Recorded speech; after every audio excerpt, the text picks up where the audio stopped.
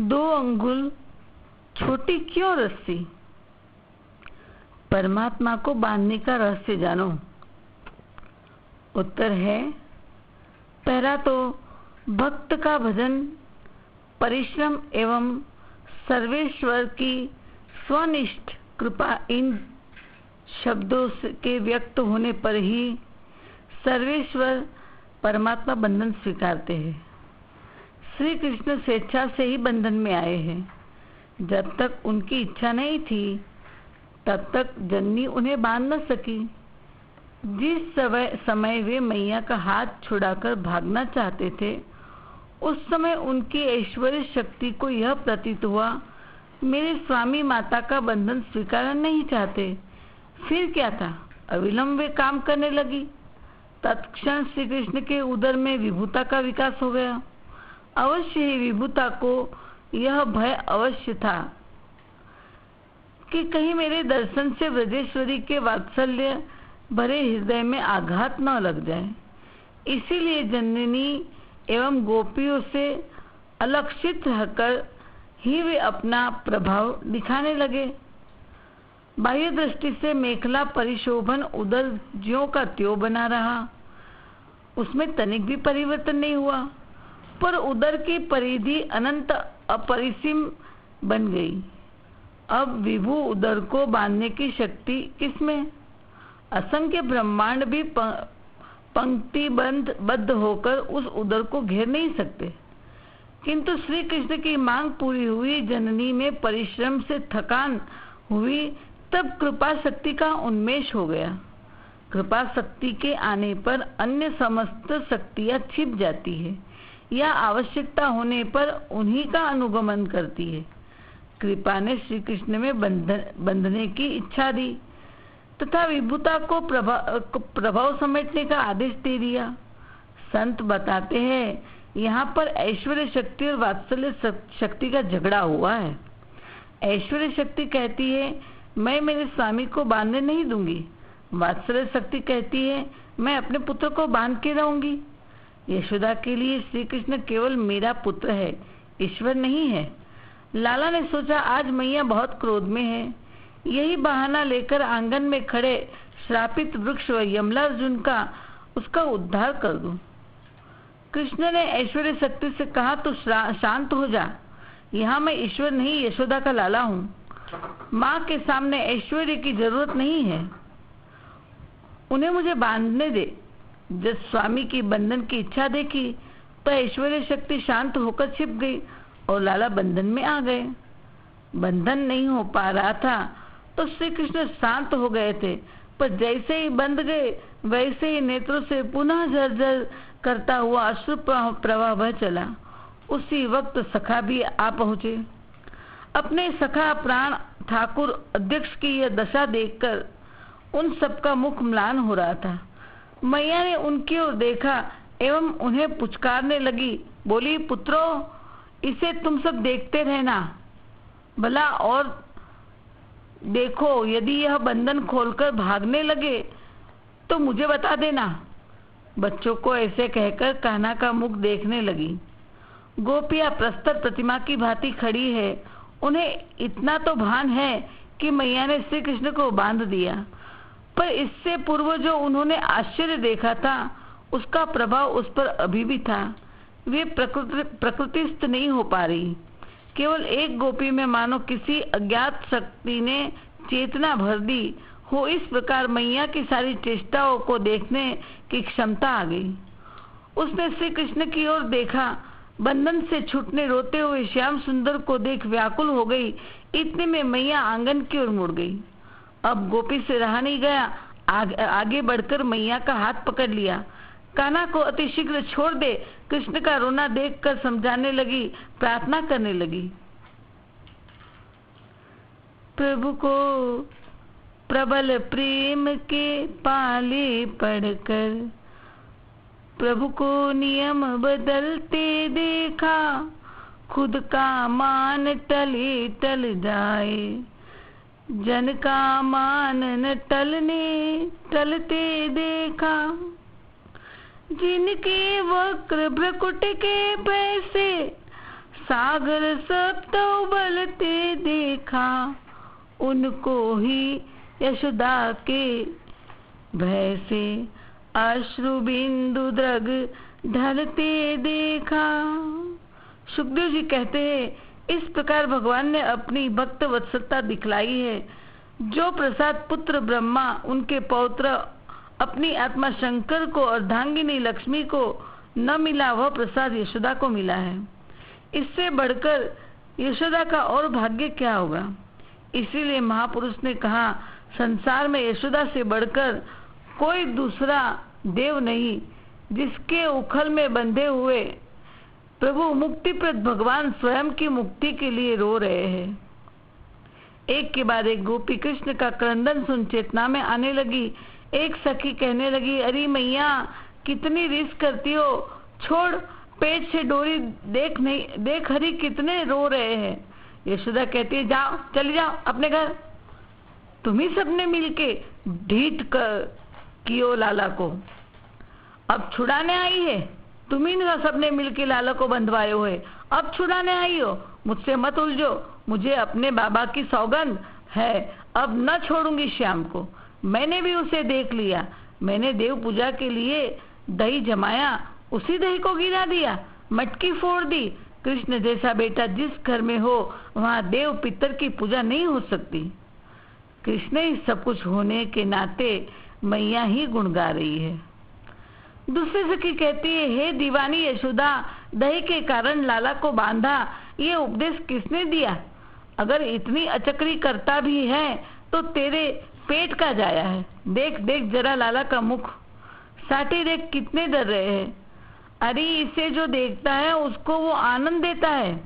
हरि तो सबके सर्व कारण है, कौन जाने कौन से पुण्य से तेरे घर प्रकट है। तीसरी सखी बोली, अरे मैया आज्ञा दो तो मैं मेरे घर से माखन ले आऊं। तो अभी भी साटी हाथ से नहीं छोड़ रही, जल्दी से साटी छोड़। डोरी का उधर से बंधन छोड़कर लाला को छाती से लगा ले। मैया कहने लगी, अब तो सब बड़ी बड़ी बातें करती हो, मुझे माखन लाकर देने की बातें करती हो, मानो मेरे घर कुछ नहीं, तब उलाहना देते लज्जा ही नहीं।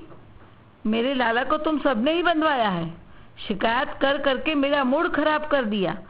एक चौथी सखी कहने लगी, यशोमती जरा सुनकर सामने तो देख, कामदेव से भी सुंदर रूप है, ये शाह दिखता है कि चोर। अभी कहना कोई जवान नहीं हो गए, फिर बालक पर इतनी रिस क्यों करती है। क्या हो गया, किसी ने घर शिकायत कर दी, ये तो बच्चे हैं, उसे कहाँ अच्छे बुरे का ज्ञान है। इसे छोड़कर छाती से लगा, इसका भय मिटा दे, इस पर प्राण लुटा दे। नित्य सिद्धा सखी मैया को मानो गर्ग की वाणी याद दिलाते बोली, यशोदा तेरो भलो हियो है माई, कमल नैन माखन कारण, बांधे उखल ल्याई, तेरो भलो हियो है माई। जो संपदा देव मुनि दुर्लभ, सपने हो देन दिखाई, याही तो गर्व भुलानी, घर बैठे निधि पाई। जो मूर्ति जल थल में व्यापक, निमग्न सोजत पाई, सो मूर्ति ते अपने आंगन, चुटकी दे जु नचाई। तब काहू सुत रोवत देखती, दौड़ी लेती ही लाई। अब अपने घर के लड़का सो, इति करती निठुराई। बार बार सजल लोचन करी, चितवत कुंवर कन्हाई। कहाँ करो बलि जाऊं छोरी, तू तेरी सोह दिवाई। सुरपालक असुरति उर्घालक, त्रिभुवन जाहि डराई। सूरदास प्रभु की यह लीला, निगम नेति नेति गाई। निगम नेति नेति गाई। नित्य सिद्धा गर्गाचार्य जी की बात याद करा रही है। एक सखी देवनंदन नारी लाला कब से उखल से बंद है। कहने लगी, भूख के कारण मुख कैसा मुरझाया है, इनका तन कितना कोमल है। क्षण भी युग सम हो गई, इनके अंग पर डोरी के निशान पड़ गए। तो निर्दयी है, छोड़ दे, गले लगा जल्दी लाला को। तुझे घर इनसे भी प्यारा है क्या? जरा हृदय से सोच। किंतु ब्रजेश्वरी का हृदय तो आज मानो पाषाण बन गया है। वे किसी की बात से तनिक भी द्रवित नहीं होती, अपितु सबका इतना आग्रह देखकर उल्टे खींच जाती है। ब्रज रानी इतनी कठोर तो कभी नहीं थी। उन्होंने इतना रुक्ष व्यवहार तो हम सबसे आज तक कभी नहीं किया। गोपियों के हृदय में ठेस पहुंची। वो कान्हा की यह दशा देखने में समर्थ नहीं थी, अतः रोती रोती अपने घर चली गई। कान्हा ने सोचा था गोपियां मुझे मैया के बंधन से मुक्त करवा देगी। अब यह आस भी टूट गई। अब वे रोते रोते अपने अग्रज बलराम का नाम ले ले पुकारने लगे, दाऊ दाऊ। मगर वे तो उपनंद के घर है, परंतु उनका आह्वानार्थ व्यर्थ नहीं गया। रोहिणी मैया कुछ न जान सकी, पर बलराम के हृदय तंतु पर श्री कृष्ण का क्रंदन झंकृत हो उठा। वे व्याकुल हो उठे। माता के नंदगांव लौटने में तो अभी पहर भर का विलंब है, इतना धैर्य दाऊ में कहा। वे भाग चले। क्षणों में ही निर्विघ्न नंद भवन के समीप जा पहुंचे। मार्ग में कोई बाधा नहीं आई, क्योंकि योग माया ने उपनंद पत्नी व रोहिणी के स्मृति पथ पर राम यही खेल रहा है या कहीं चला गया है, इस प्रश्न के सामने एक झीनी चादर डाल दी थी।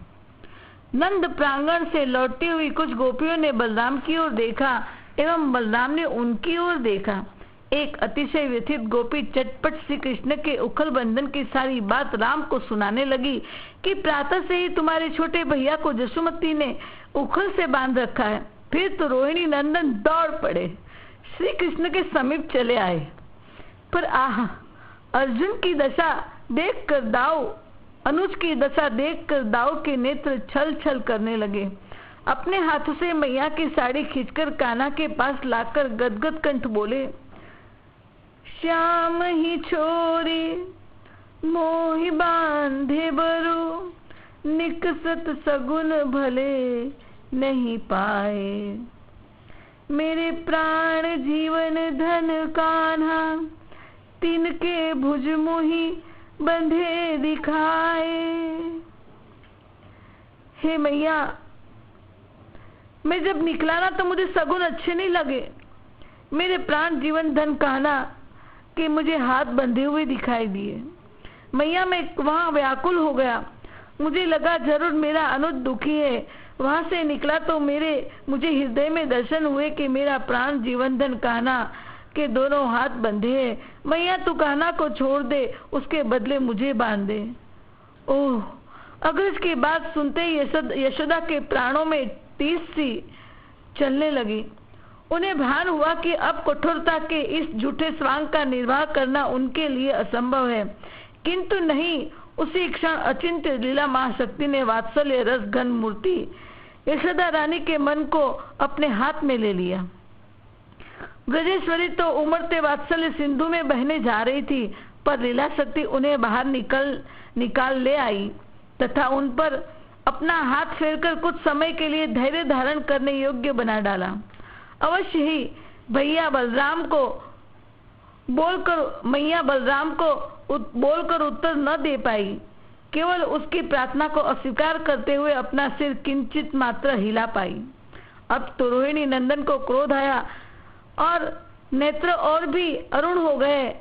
कुछ क्षण तिरछी चितवन से जननी की ओर देखकर बोले, काहे जननी कलह करके रखा है, रस्सी से क्यों बांधा है? साटी दिखा दिखा कर क्यों मेरे भैया को बार बार डराती हो, वो भी थोड़े से दही के कारण?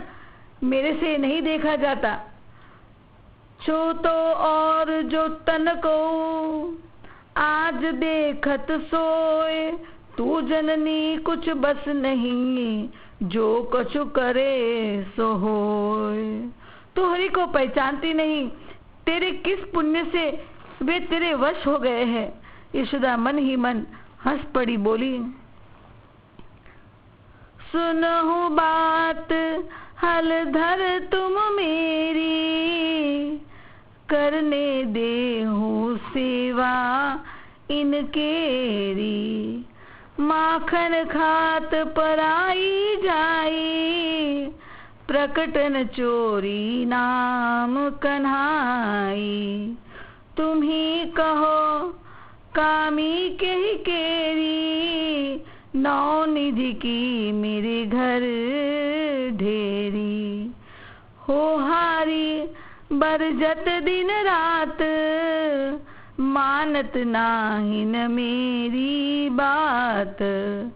कहाँ कैसे हरि अति की जाई, भयो बहुत ही डीठ कन्हाई। मेरो कयो तनक नहीं माने, नित उठ टेक अपनी माने। भोर हो तो उरहन ले आवे, ब्रज युतिन ते मोहि लजावे। जहाँ तहाँ धूम मचावत जाई, घर नहीं रहत क्षणिक कन्हाई। तुम हो दोष देत हो मोही, कारण ते प्यारो दधि तो ही। दाऊ बोले, मैया तेरी कसम खाकर कहता हूँ, सब गोपियां तुझे झूठा उलाहना देने आती है। कहना तो सारे व्रजवासी का प्यारा है, और कहना तो सारे व्रज के रखवाले हैं। दधी माखन दूध सब कान्हा का है, सारी गाय भी कान्हा की है, मुझ में भी बल कान्हा का है, ये मैया तू नहीं जानती। मैया दाऊ की बड़ी बात सुनकर हंस के बोली, तुम दो भैया एक मत हो। मैं तुम्हारे चरित्र जानती हूँ। यह कहकर गृह कार्य करने चली गई। दाऊ कान्हा के सामने देख के मुस्काए, मन में बोले, अच्छा हुआ बंदे, मैंने कई बार तुम्हें रोका था, लंगराई छोड़ कर नहीं आ, पर तुमने मेरी मानी नहीं। तुम्हारी गति तुम ही जानो, तुम्हें कौन बांध सकता है, तुम्हें कौन छोड़ सकता है। तुम ही संसार के जीवों को बांधते हो और छोड़ते हो। सबके कारण तुम, सब करने वाले तुम स्वतंत्र हो। यशोमती की वात्सल्य प्रेम भक्ति देख उसके हाथों भीग गए हो। तुम सदा भक्तों के वश रहते हो। यशोदा के जाते श्री कृष्ण ने रोना बंद कर दिया। दाऊ को मानो इशारा करते यमलार्जुन वृक्ष की तरफ देखने लगे। मन में बोले, ये मेरे दो दास है, उनका उद्धार करने मैं खुद को बंधवाया, अपना नाम दामोदर प्रकट किया। रस्सी यानी दाम और उदर यानी पेट, पेट पर रस्सी से बंधे, अतः दामोदर भगवान नाम पड़ा भगवान का। बोलिए दामोदर भगवान की जय। व्रजवासी प्रभु भक्त हित, अल्प बंधायो दाम, ताहि दीन ते प्रकट है, दामोदर सो नाम। बोलिए दामोदर भगवान की जय।